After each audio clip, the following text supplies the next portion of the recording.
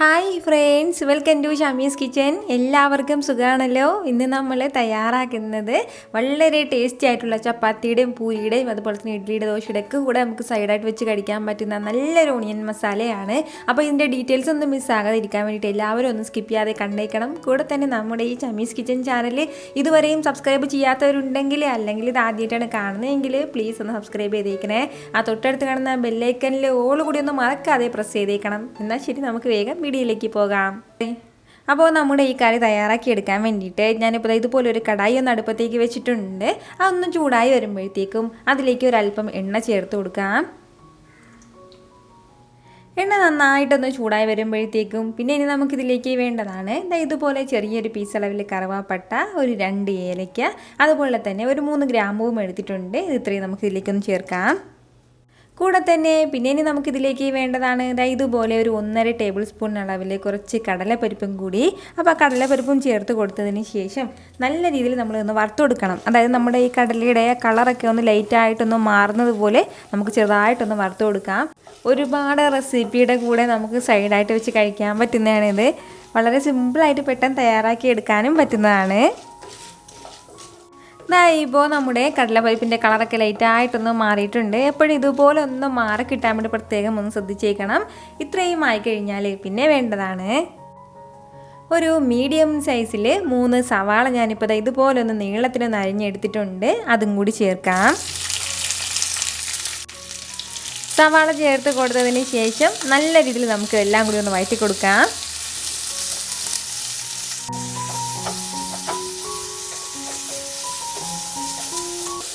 സവാള എല്ലാം പെട്ടെന്നൊന്ന് വഴറ്റി കിട്ടാൻ വേണ്ടിയിട്ട് ഒരല്പം ഉപ്പും കൂടി ചേർക്കാം. നമുക്കിപ്പോൾ സവാള നല്ല രീതിയിലൊന്ന് വാടി ഒരു കണ്ണാടി പോലെ ഒന്ന് കിട്ടിയാൽ മതിയാവും. അതല്ലാതെ ഇതിൻ്റെ കളറൊന്നും മാറിപ്പോകണം എന്നുള്ള ആവശ്യമില്ല. നല്ല രീതിയിൽ എല്ലാം കൂടി ഒന്ന് വെന്ത് കിട്ടിയാൽ മാത്രം മതി. ഇപ്പോൾ നമ്മുടെ സവാളയെല്ലാം നല്ല രീതിയിലൊന്ന് വഴണ്ട് തുടങ്ങിയിട്ടുണ്ട്. അപ്പോൾ ഈ ഒരു സമയം പിന്നെ ഇനി നമുക്ക് ഇതിലേക്ക് ചേർത്ത് കൊടുക്കേണ്ടതാണ് ഇതുപോലെ ഒരു 1 ടീസ്പൂൺ അളവിൽ ഇഞ്ചി വെളുത്തുള്ളി പേസ്റ്റും കൂടി. നമ്മളിപ്പോൾ ഇഞ്ചി വെളുത്തുള്ളി പേസ്റ്റ് ഫസ്റ്റിലേ ചേർക്കുകയാണെന്നുണ്ടെങ്കിൽ ഇതിങ്ങനെ വഴണ്ട് വരുന്ന സമയം കൊണ്ട് അതങ്ങ് കരിഞ്ഞു പോകും. അതിൻ്റെ പേരിലാണ് ഈ ഇടയ്ക്ക് വെച്ച് ചേർത്ത് കൊടുക്കുന്നത്. അതുപോലെ തന്നെ പിന്നെ ഇനി നമുക്കിതിലേക്ക് വേണ്ടതാണ് നമ്മുടെ എരിവിനനുസരിച്ചിട്ടുള്ള പച്ചമുളകും കൂടി. നമ്മൾ എരിവിനായിട്ട് പ്രത്യേകിച്ച് മുളക് പൊടി ഇതിലേക്ക് ചേർക്കുന്നില്ല, പച്ചമുളക് മാത്രമാണ് ചേർത്ത് കൊടുക്കുന്നത്. അപ്പോൾ ഞാനിപ്പോൾ ഒരു 5 പച്ചമുളക് ചെറുതായിട്ട് ഇതുപോലെ ഒന്ന് കട്ട് ചെയ്തെടുത്തിട്ടുണ്ട്. കൂടെ തന്നെ പിന്നെ ഇനി നമുക്കിതിലേക്ക് വേണ്ടതാണ് തക്കാളിയും കൂടി. അപ്പോൾ ഞാനിപ്പോൾ മീഡിയം സൈസിൽ ഒരു 2 തക്കാളി ഇതുപോലെ ഒന്ന് വലുതായിട്ടൊന്ന് അരിഞ്ഞെടുത്തിട്ടുണ്ട്. അപ്പോൾ അതും കൂടി ചേർക്കാം. ഇത്രയും ചേർത്ത് കൊടുത്തതിന് ശേഷം വീണ്ടും നല്ല രീതിയിലൊന്ന് വഴറ്റി കൊടുക്കാം. നമ്മുടെ തക്കാളിയൊക്കെ ലൈറ്റായിട്ടൊന്ന് വഴണ്ട് വരട്ടെ.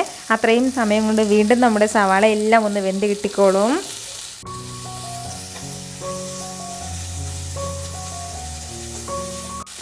ഈ സമയം നമ്മുടെ തക്കാളി നന്നായിട്ടൊന്ന് വഴണ്ട് തുടങ്ങിയിട്ടുണ്ട്. നല്ല രീതിയിൽ എല്ലാം വെന്തുടഞ്ഞ് തുടങ്ങുകയാണ്. ഇനി നമുക്കിതിലേക്ക് മസാലകളും കൂടി ചേർത്ത് കൊടുക്കാം. ഇതുപോലെ 1 ടീസ്പൂൺ അളവിൽ മല്ലിപ്പൊടി ചേർക്കുകയാണ്. അതുപോലെ തന്നെ ഒരു 1/4 ടീസ്പൂണിൽ നിന്ന് ഒരല്പം കൂടി കൂടുതലായിട്ട് കുറച്ച് മഞ്ഞൾപ്പൊടിയും കൂടി. ഇനി നമുക്കിതിലേക്ക് വേണ്ടത് ഒരു 1 ടീസ്പൂൺ അളവിൽ പെരുംജീരകം പൊടിച്ചതും കൂടിയാണ്. കൂടെ തന്നെ അതുപോലെ വേണ്ടതാണ് ഒരു 1 ടീസ്പൂൺ അളവിൽ സാമ്പാർ പൊടിയും കൂടി. അപ്പോൾ നമ്മൾ ഈ സാമ്പാർ പൗഡർ ചേർക്കുമ്പോൾ ഒരു സ്പെഷ്യൽ ടേസ്റ്റിലാണ് കേട്ടോ നമുക്കിത് കിട്ടുന്നത്. ഈ മസാലകളെല്ലാം ചേർത്ത് കൊടുത്തതിന് ശേഷം വീണ്ടും നല്ല രീതിയിൽ നമുക്ക് എല്ലാം കൂടി ഒന്ന് വഴറ്റി കൊടുക്കാം. നമ്മുടെ ഈ മസാലയുടെയൊക്കെ ഒരു പച്ചമണം മാറുന്നവരെ മാത്രം ലൈറ്റായിട്ട് ഒരു 30 സെക്കൻഡ് മാത്രം ഒന്ന് വഴറ്റി കൊടുത്താൽ മതിയാവും. ഇതുപോലെ എല്ലാം നന്നായിട്ടൊന്ന് വഴറ്റിയെടുത്തിട്ടുണ്ട്. ഇത്രയും ആയിക്കഴിഞ്ഞാൽ ഇനി നമുക്ക് നമ്മുടെ ഗ്രേവിക്ക് ആവശ്യമായിട്ടുള്ള കുറച്ച് വെള്ളം കൂടി ഒന്ന് ചേർക്കാം.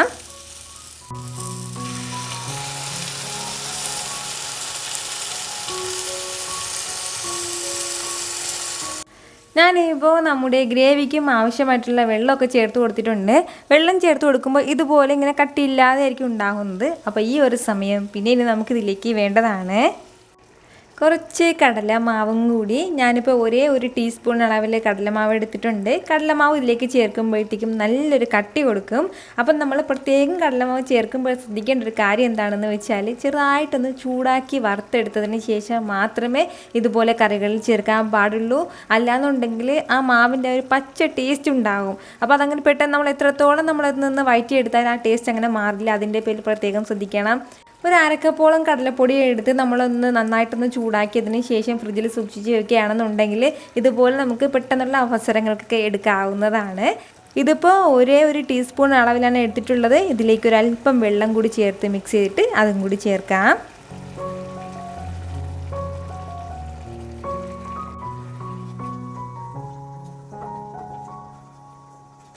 ഇത്രയും ആയി കഴിഞ്ഞാൽ പിന്നെ ഇനി നമുക്കിതിലേക്ക് വേണ്ടത് ഇതുപോലെ ഒരല്പം മാത്രം ഒരു അര ടീസ്പൂൺ അളവിൽ മാത്രം കുറച്ച് നല്ല കട്ടിയായിട്ടുള്ള പുളിവെള്ളം കൂടിയാണ്. നമ്മളിപ്പോൾ ഇതിലേക്ക് ചേർക്കുന്ന തക്കാളി പുളി കുറഞ്ഞ തക്കാളി ആയതിൻ്റെ പേരിൽ ഈ ഒരു അളവിൽ തന്നെ ചേർക്കുകയാണ്. അതല്ല കുറച്ച് പുളി കൂടിയ തക്കാളി ആണെന്നുണ്ടെങ്കിൽ നാടൻ തക്കാളി ആണെന്നുണ്ടെങ്കിൽ ഒരേ ഒരു തക്കാളിയും പകരം ഈ ഒരു അളവിൽ കുറച്ച് പുളിവെള്ളം കൂടി ചേർക്കാം. പുളിവെള്ളം നമ്മളിതിലേക്ക് സ്കിപ്പ് ചെയ്യാതെ ചേർത്തേക്കണം. ഇനി നമുക്കിതിലേക്ക് ഒരല്പം മല്ലിയിലയും കൂടി ചേർത്ത് കൊടുത്തതിന് ശേഷം നല്ല രീതിയിൽ ഇതെല്ലാം കൂടി ഒന്ന് മിക്സ് ചെയ്തെടുക്കണം. നമ്മളിപ്പോൾ ഇതിലേക്ക് ചേർത്തിട്ടുള്ള കടലമാവൊക്കെ നന്നായിട്ടൊന്ന് വറുത്ത് ചേർത്തിരിക്കുന്നതിൻ്റെ പേരിൽ പിന്നീട് ഒരുപാട് സമയത്ത് നമ്മളത് വഴറ്റേണ്ടതൊന്നും ആവശ്യമില്ല. ഇപ്പോൾ തന്നെ നല്ല കട്ടിയായിട്ട് കിട്ടിയിട്ടുണ്ട്.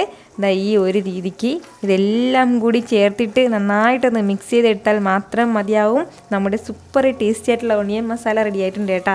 അപ്പോൾ ഇതെന്തിൻ്റെ കൂടെയൊക്കെ ഞാൻ പറഞ്ഞിരുന്നല്ലോ, ദോശയുടെ കൂടെയാണെന്നുണ്ടെങ്കിലും ചപ്പാത്തിയുടെയോ പൂരിയുടെ കൂടെയോ അതുപോലെ തന്നെ നമുക്ക് അപ്പത്തിൻ്റെ കൂടെയൊക്കെ എന്തിൻ്റെ കൂടെ നല്ല ബെസ്റ്റ് കോമ്പിനേഷനാണ് കേട്ടോ. എപ്പോഴും നമ്മൾ ഒരേ രീതിയിലുള്ള കറികളൊക്കെ ചെയ്തിട്ട് മടുക്കാതിരിക്കാൻ വേണ്ടിയിട്ട് ഇടയ്ക്കിടയ്ക്ക് നമുക്ക് ഇതുപോലുള്ള സ്പെഷ്യൽ കറികളൊക്കെ ഒന്ന് ചെയ്ത് തയ്യാറാക്കി എടുക്കാവുന്നതാണ്. ഇതുപോലെ എല്ലാവരും ഒന്ന് ട്രൈ ചെയ്ത് നോക്കിയതിന് ശേഷം നിങ്ങളുടെ ഫീഡ്ബാക്ക് എനിക്ക് മറക്കാതെ ഒന്ന് അറിയിക്കണം. കാരണം നിങ്ങളുടെ ഫീഡ്ബാക്ക് കാണുമ്പോഴായിരിക്കും അത് മറ്റുള്ളവർക്കും തയ്യാറാക്കി നോക്കണം എന്നുള്ളൊരു പ്രചോദനം ഉണ്ടാകുന്നത്. അപ്പോൾ ഈ വീഡിയോ ഇഷ്ടമായാൽ എല്ലാവരും ഒന്ന് ലൈക്ക് ചെയ്യാനും കൂടെ തന്നെ നിങ്ങളുടെ ഫ്രണ്ട്സിനും ഫാമിലിക്കും എല്ലാവർക്കും ഇതൊന്ന് ഷെയർ ചെയ്ത് കൊടുക്കാനും മറക്കരുത്. വീണ്ടും നല്ലൊരു ഉഷാറ് വീഡിയോ ആയിട്ട് ഞാൻ വരുന്നതായിരിക്കും. അതുവരേക്കും എല്ലാവരും ഹാപ്പി ആയിട്ടിരിക്കുക, സന്തോഷമായിട്ടിരിക്കുക, എല്ലാവരും സേഫ് ആയിട്ടിരിക്കണം. Take care dear friends.